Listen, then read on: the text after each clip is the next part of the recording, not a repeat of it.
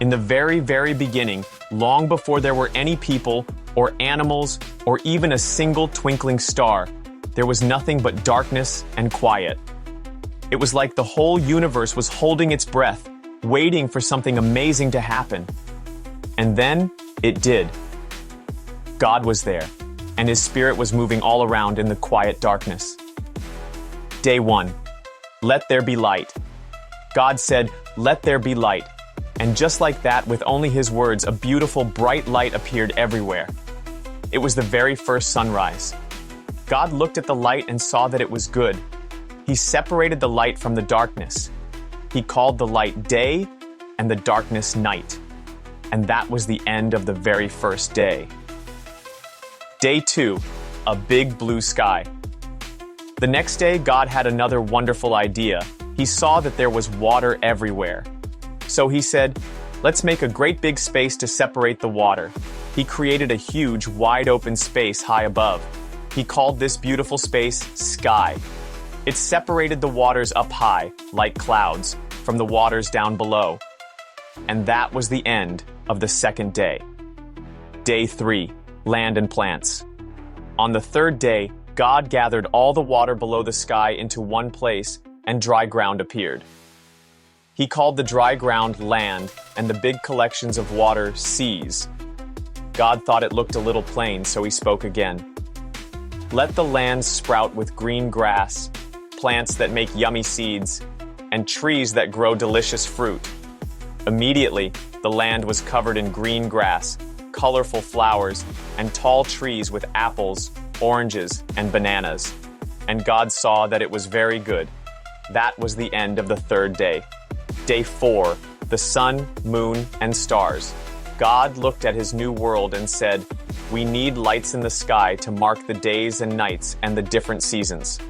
So He made a great bright light for the daytime and called it the sun. Then He made a smaller, gentle light for the nighttime and called it the moon. For extra sparkle, He sprinkled countless tiny twinkling lights all across the night sky and called them stars. And that was the end of the fourth day. Day 5. Fish and birds. On the fifth day, God looked at the big blue seas and said, "Let the waters be filled with living things." Suddenly, the oceans were wiggling and splashing with all sorts of creatures. There were giant whales, tiny seahorses, and schools of shiny, colorful fish. Then God looked at the big blue sky and said, "Let birds fly in the air." And a flock of birds soared into the sky, singing beautiful songs. God blessed them all and told them to fill the waters in the sky. And that was the end of the fifth day. Day 6. Animals and people. On the sixth day, God turned His attention back to the dry land. "Let the land be filled with animals," He commanded. And out they came. There were cows that mooed, lions that roared, monkeys that chattered, and fuzzy little caterpillars that crawled. There were tall giraffes and tiny mice, and every kind of animal you can imagine.